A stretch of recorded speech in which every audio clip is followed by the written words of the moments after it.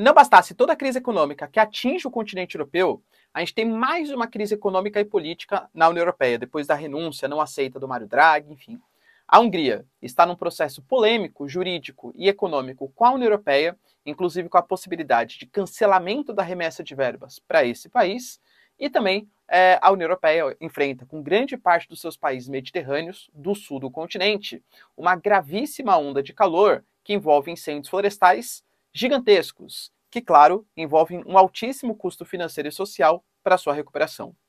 Biden está em viagem oficial ao Oriente Médio e já trouxe uma polêmica muito importante com o Irã, que disse, inclusive, fez ameaças esclarecidas assim contra os Estados Unidos, e inclusive disse que os americanos estão mais fracos do que nunca ao longo da sua história. Fez uma visita à Palestina e rolou algumas conversas importantes com Mahmoud Abbas, liderança da Autoridade Nacional Palestina, que é o grande representante dos palestinos. Erdogan, que vem ganhando destaque super importante como chefe da Turquia, vai fazer uma visita oficial a Caracas, uma visita oficial à Venezuela, que é outro país que está se consolidando como uma potência, talvez uma potência exagero, né? Mas como um país importante novamente em 2022, e Bolsonaro confirma que não participará da cúpula do Mercosul. Um afastamento com os países do Mercosul, inclusive o Mário Abdo Benítez, que é o presidente do Paraguai, a cúpula vai ser no Paraguai, ficou bastante decepcionado pela proximidade que tem com o presidente Bolsonaro. O que será que isso quer dizer? Se vocês querem entender um pouco mais sobre esses assuntos, e muito mais também sobre geografia, geopolítica, atualidades, política, polêmicas, enfim, tudo para você se manter sempre bem atualizado, já se inscreve no canal, deixa seu like, compartilha esse vídeo, que eu, professor Ricardo, conto muito com a sua ajuda. Belezinha? Link para o curso completo de Geografia, Geopolítica e Atualidades para você pré-vestibulando, concurseiro ou interessado na descrição, baratinho, vocês não vão se arrepender. E claro, pessoal, se você quiser contribuir sendo membro aqui do canal, isso é sensacional porque me ajuda a produzir conteúdos diários aqui para vocês. Se não, só seu like e seu engajamento já tá mais que ótimo também, tá bom? Viram que eu tô no meu cenário aqui habitual novamente, né? Espero que tenha melhorado um pouco a qualidade do som, da imagem, enfim. E muito obrigado pela companhia nesses dias que eu estava ausente fora de São Paulo, tá bom? Então vamos lá pro vídeo, pessoal. Seguinte, ó. A Hungria, ela é liderada hoje pelo ultraconservador, né? Ou pelo menos conservador, digamos assim, Viktor Orbán. O Viktor Orbán, ele vem tendo algumas desavenças com a União Europeia, por quê? A União Europeia, a gente tem que lembrar, muito mais que um bloco econômico, ela é um bloco político, jurídico. É quase como se a União Europeia fosse um país e cada país, como França, Espanha e tal, fosse um estado dentro dessa nação europeia. Existe um poder executivo, legislativo, judiciário, enfim, né? Então existem leis para a União Europeia, existem princípios éticos e morais que regem a União Europeia. E um desses princípios se baseia, quer você concorde ou não, na livre expressão de gênero, tá bom? Ou seja, não deve ter nenhum tipo de preconceito com relação homoafetiva, com outras orientações sexuais e tal. E a Hungria, ela não respeita esses princípios segundo a União Europeia.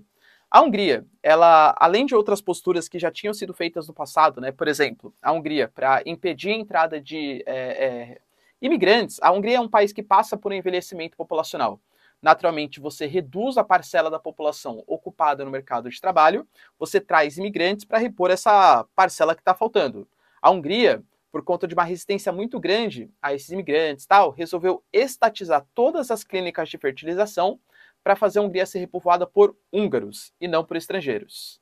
Ano passado, aprovou uma polêmica lei chamada Lei da, eu não posso falar aqui, né, mas antipedofilia, né? Entenderam o que eu quero falar? E claro, ninguém é favorável a isso. Só que eles encaixaram dentro dessa lei uma série de princípios um pouco polêmicos, como por exemplo, nenhuma criança pode ter acesso, por exemplo, à educação sexual nas escolas. Nenhuma criança pode ter acesso a conteúdos que falem sobre temáticas homoafetivas e tal. Isso levantou até uma polêmica, porque dentre os materiais que foram proibidos para menores de idade está, por exemplo, Friends e Harry Potter, tá? Como livros ali que de alguma maneira exaltariam a homossexualidade. Até aí, era óbvio que para o movimento LGBTQIA+, da Hungria, isso é bastante polêmico, bastante triste, só que para a União Europeia como um todo, isso não foi aceito, porque a Hungria estaria desrespeitando os princípios éticos que regem o parlamento, né, a própria União Europeia.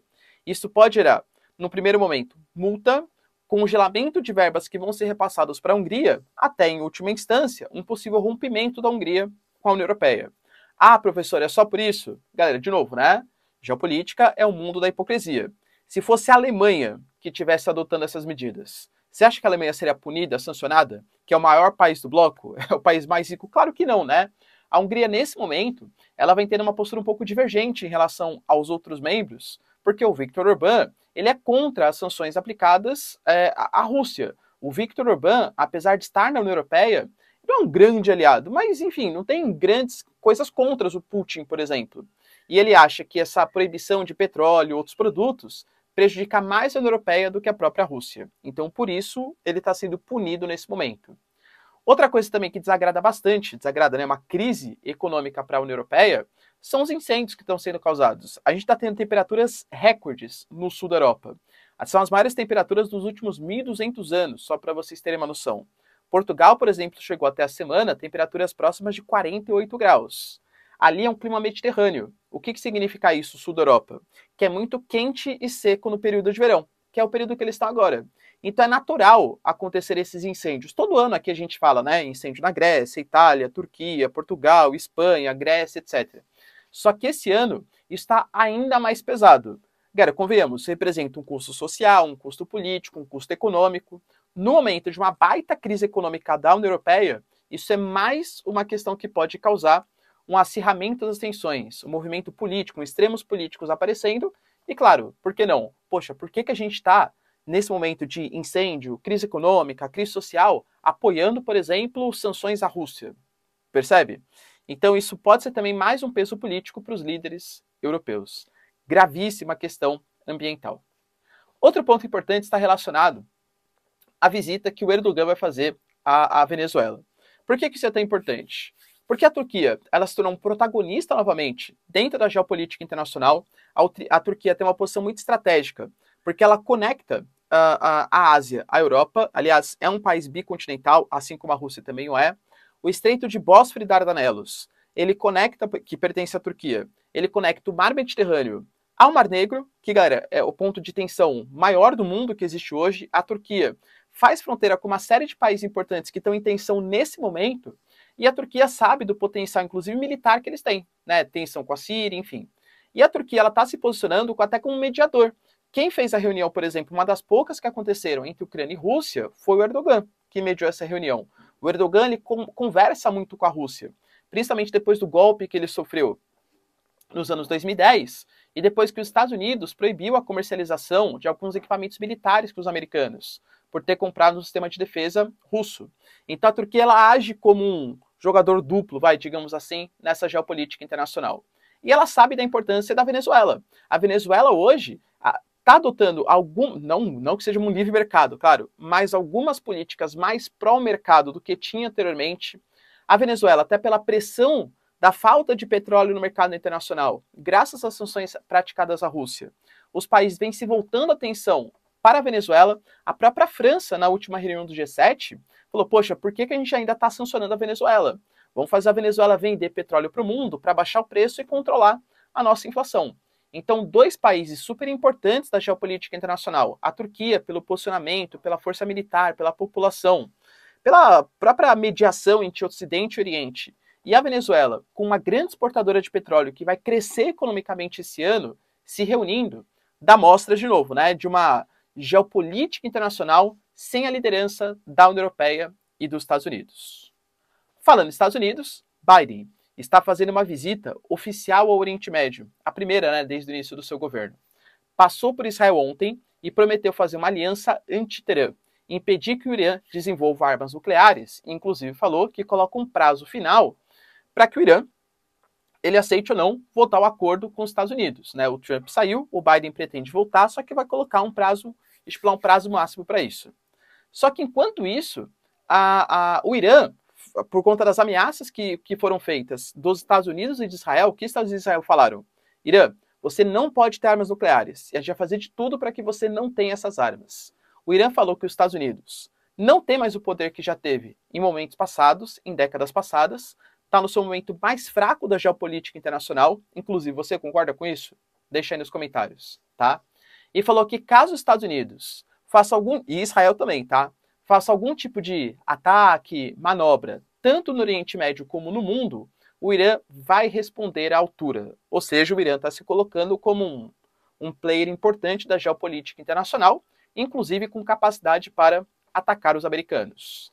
Lembrando que a morte do general Soleimani, lá em meados de 2020, nunca saiu ileso, tá, da cabeça dos iranianos. Os iranianos, eles ainda prometem uma possível resposta contra essa morte. Hoje, o Biden fez uma visita à Autoridade Nacional Palestina, que seria o partido político do suposto Estado palestino, que na prática só existe na ONU, mas eles não têm um território, um povo e um governo reconhecido internacionalmente, que é o que forma um Estado de fato. Mas enfim, né? O Mahmoud Abbas é uma espécie de liderança local ali. O Mahmoud Abbas recebeu o Biden. Como eu tinha prometido para vocês no vídeo passado, foi uma relação meio morna, assim. Por quê? Porque o Biden hoje está muito mais pró-Israel, que continua construindo assentamentos na Cisjordânia, desenvolveu uma aliança anti-Irã. Nesse momento, o Biden está querendo se aproximar mais com os antigos aliados do que fazer algum tipo de aproximação com os palestinos que desagradaria Israel. Mas o Mahmoud Abbas, ele deixou uma frase bem forte, falou que essa negociação, essa vontade dos palestinos da construção de 2 estados também tem um prazo, basicamente dando a entender, os Estados Unidos. A gente, por enquanto, quer adotar a solução de 2 estados. Aceita o Estado de Israel e o Estado palestino. Se vocês não apoiarem a nossa causa e não ajudarem a gente a conseguir de fato colocar isso na realidade, a gente vai passar a adotar e a querer a solução de um único Estado, ou seja, somente o Estado palestino, e ser contra a existência do Estado de Israel. Tá? De novo, chamou o Biden ali na chincha, né? Não respondeu muito também não, e ficou mais ou menos elas por elas. E para finalizar aqui o nosso vídeo, o Bolsonaro, apesar de ter prometido para o Mário Abdo Benítez, hoje o Mercosul ele é formado por 5 membros, né? Brasil, do Bolsonaro, que é o cara de uma direita conservadora, o Mário Abdo Benítez, do Paraguai, que também é uma direita conservadora, o Lacalle Pou, que é de direita, mas é uma direita mais moderada, é uma direita mais liberal, mais partido novo, digamos assim, tá bom? E o Alberto Fernandes, que claramente é um cara de esquerda, né? E a Venezuela, que está suspensa do bloco, acordo de Ushuaia, porque não respeita a democracia e os direitos humanos. Então, na prática, são esses 4 membros. O Mário Abdo Benítez, o Paraguai, nesse momento, ele é o presidente do Mercosul. E ele está sediando a próxima cúpula do Mercosul, e é claro que o Brasil é o país mais importante dessa aliança, economicamente, populacionalmente e tal. O Bolsonaro tinha prometido para o Mário Abdo, até para não deixar a reunião esvaziada, que ele ia participar dessa reunião, mas falou que as coisas mudam, né, a geopolítica é assim mesmo, e que ele não vai participar. Aparentemente, isso demonstra uma certa insatisfação, digamos assim. Porque em segundo colocado, em ordem de importância no Mercosul, é claro que a gente tem hoje o Alberto Fernandes. E o Alberto Fernandes, ele está se aproximando muito mais dos países de esquerda, está contestando a influência dos Estados Unidos, vem se aproximando dessa nova rota da seda chinesa.